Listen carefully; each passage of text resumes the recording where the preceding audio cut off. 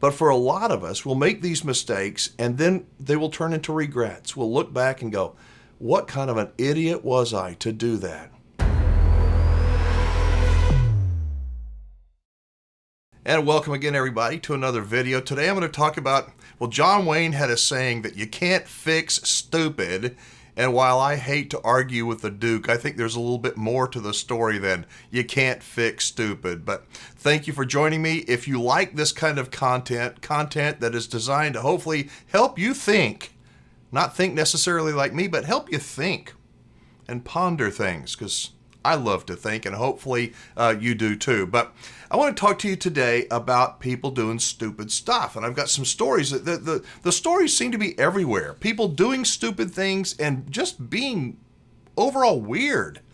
I saw a lady on the news that was interviewed on the news. She thought she was a bird.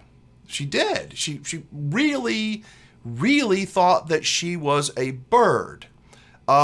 There's another person I saw that was interviewed recently that thought that they were a wolf. To me, they look like a human being, kind of an unusual looking human being, but they swear that they can communicate they're a wolf. They go in the woods, "Ooh." I'm not making this stuff up. Where do people come up with this stuff? Do they have any grasp of reality, or is reality what they see on an iPhone or maybe on YouTube somewhere? I don't know. Let me know what you think. Where do these people get their version of reality? Let me tell you the stories that kind of got my eye. As you know, that I'm a outdoor lover. I'm a camper, an RVer. I love nature. I love wildlife. I love most of the people that enjoy it as well. This happened on May the 30th. A 25-year-old woman was gored and tossed into the air at Yellowstone National Park by a bison after she walked within 10 feet of the animal. Park regulate. Can you believe that? Why would a nice big 2,000-pound bison hurt somebody? Park regulations require tourists to stay at least 25 yards from bison, which can weigh up to 2,000 pounds. The animals appear docile, but are powerful and unpredictable. No kidding. That 25-year-old woman, she was gored. I don't know how she's doing now, but hopefully she's not only recovered, but she will never forget when she didn't remember her brain and she put herself in that situation. Another one recently. A 34-year-old man was gored by a bison Monday at Yellowstone in a harrowing attack near Giant Geyser at Old Faithful. The unidentified man visiting from Colorado was walking with his family on a boardwalk when the bison charged the group, according to a park news release issued. And by the way, here's a clip of that video. It was shot by somebody that was, 100 yards away or so. It looks like with an iPhone. But look at that. I mean, it just is terrifying. Who would walk up that close to a bison and think that it's okay? And the bison's just going to sit there and keep chewing its cud. The story says family members did not leave the area, and the bull bison continued to charge and gored the male. The park stated, adding that the man was transported to Eastern Idaho Regional Medical Center, where he was treated for an arm injury. The incident remains under investigation, and the park offered no further details. Why do people do this? Are they stupid?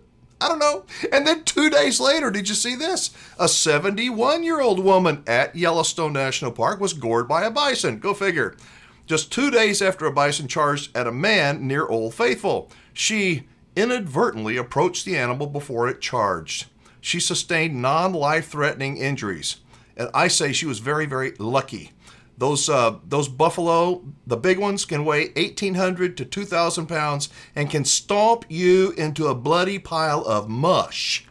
And if you're not smart, these people were lucky. It's the third incident this year at the park, having unfortunate encounters with the park's wild animals. Here's another one. Doesn't have anything to do with wildlife, but it has to do with, are you kidding me? I read this the other day. This is from Alamosa, Colorado. You may know I just came back from vacation in Colorado, and I love it up in the mountains. But it says the Alamosa Volunteer Search and Rescue Group says it rescued 2 unprepared hikers suffering hypothermia.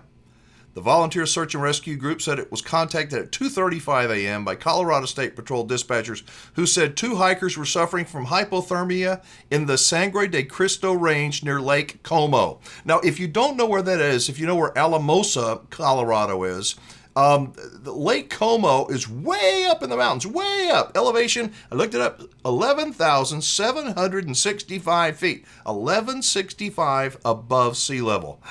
The air is thin, and it's really hard to breathe when you're a Texan and you're in low sea level areas and you move up to 11,000 plus feet. It's hard to breathe. Anyway, rescue crews arrived in the area and started driving the Lake Como Road, which they said was exceptionally dangerous due to heavy rain, high chance for rockfall, extremely slippery rocks. When rescue crews reached the hikers about a quarter mile from the lake, one was so cold they could not move. The search and rescue group said that the other hiker was vomiting, severely hydrated, and had a headache. They say, quote, ignorance kills. These hikers were highly unprepared. They had no extra clothing and no way to stay dry in their tent with no rain fly. These hikers said they did not understand why it was so cold and rainy in Colorado because it had been, quote, so hot in Texas where they hike all the time. You can't make this up. They never checked any weather forecast and did not have any extra food, water, or layers of clothing for the intense hike in or the night to camp. This is an extreme example of how ignorance can kill people suddenly in these mountains. And that's my stories about people doing stupid stuff, just making bad decisions. You know, John Wayne said that you can't fix stupid. Well, I think that sometimes stupid has a way of turning into a regret. At the time, it doesn't feel stupid. By the time something feels stupid, you're like, oh. Hopefully, you're not going to be injured. Some of these injuries, scars will last forever. Some people will never get through it because it's a stupid mistake.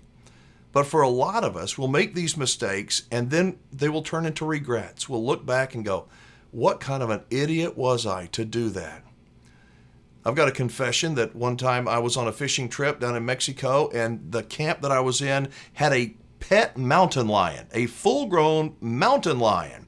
It was 2.5 years old, named Geronimo, and they had in this big cage, this big area, big wire and all, and he just lived by himself, this big old cat. He had a big yellow collar on, and every day when everybody was taking a siesta, I would go out and I'd look at Geronimo. And he'd be sleeping up there. He'd be on this little perch over there. And he had toys and a little puddle of water and a big area. And, you know, and at night when it would cool down, he'd come and he'd walk right up next to the fence. You put your fingers through, and he'd growl like an old purr, like a giant 150-pound kitty cat. You'd scratch his ears and he'd let you do that. And they had this Mexican kid, probably weighed 130 pounds, and every day he'd go in with a hose and a broom, and he'd sweep out the poop, he'd squirt everything down, and Geronimo would just sit there. He'd just sit there.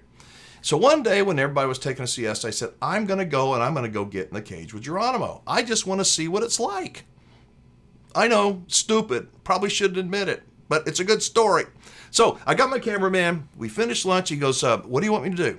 Want me to get the camera? I said, no, don't get the camera. What I want you to do is, when I walk in, I want you to close the door behind me and drop that steel pin, thunk, so the door won't open. So I'm just in there with Geronimo. Okay. And so I did. He did. Doink. He dropped the pin down, and Geronimo was up there about 4 feet off the ground in this concrete, like a platform. And he just sleeping like this. And I walked over, I'm looking at him, and he goes, he opens one eye. I thought, ugh. He didn't attack. He just opened one eye. And all of a sudden he got really low. And I kind of moved over to the side, and I saw this poop on the floor and a beach ball thing that was all popped, a volleyball, I guess it was popped.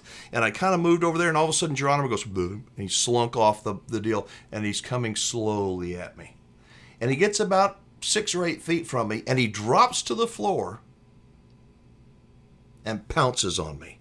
And I stuck my hand out like this, and I got the yellow collar around his neck. And he turned into a mountain lion. And I turned into a fool. And he did this with his back feet and trying to get me. And thank God they had him declawed. They had caught him when he was a kitten. They had been farming, and they turned over, I guess, the den where the mountain lion's mother had given birth. They had 2 of them. One of them died. Geronimo lived. So Geronimo had his claws removed, but was still a full-grown mountain lion. And he's trying to eat me, and he bit my leg. And guess what my cameraman is doing? He's following orders exactly. He's leaving me in there. I don't know how long I was in there, probably only about 3 minutes, but it felt like I was in for an hour with Mike Tyson. Beat the living hell out of me. I got out. I couldn't believe it. How stupid was I to do that? I'm smarter than that. But for some reason, my brain just goes, I don't think so. I think it'd be kind of cool to say you got engaged with a mountain lion. The point is that we make mistakes, and oftentimes they're really terrible mistakes. Hopefully you can look back and you can say, man, I skated by on that one. But at the time they feel just normal. You know, I believe, and I would like to know what you think, but I believe that we are all capable of doing some monumentally stupid things. And if you've lived as long as I have, probably as long as you have, you've done some pretty stupid stuff yourself. Now, I want to know, what have you done that you look back and you go, oh my God, what was I thinking? I bore my soul. I told you my mountain lion story. Shoot me a note. Drop me a note down below. I love reading everybody's comment. And if you think that you are immune, I'm not going to do anything stupid. You know what a mistake feels like? It feels like nothing until it is too late. And if you're an RVer, get this. Got a question. When was the last time you went and put your RV on a scale? For most people, they've never put their RV on a scale. It's estimated that more than 50% of every RV, travel trailer, fifth wheel you see on the road is overweight. More than 50%. That's dangerous. You're putting your life in danger. You're putting your family's life at risk, and you don't even know it. So that's just one example of you're closer than you may even think to having a really stupid disaster. Think about it. Slow down, everybody. I appreciate it. Let me know how you skated by and how you did something really foolish and you're so glad that you were somehow, by the grace of God, able to get through it. Drop a note down below if you would. Thank you again for watching. I appreciate you being a part of my community. Give the video a thumbs up. Hit the subscribe button if you would. And remember, I'm Alan Warren, the RV Wingman. Be safe, have fun, play nice, and don't leave your good manners at home. I'll see you in the next video.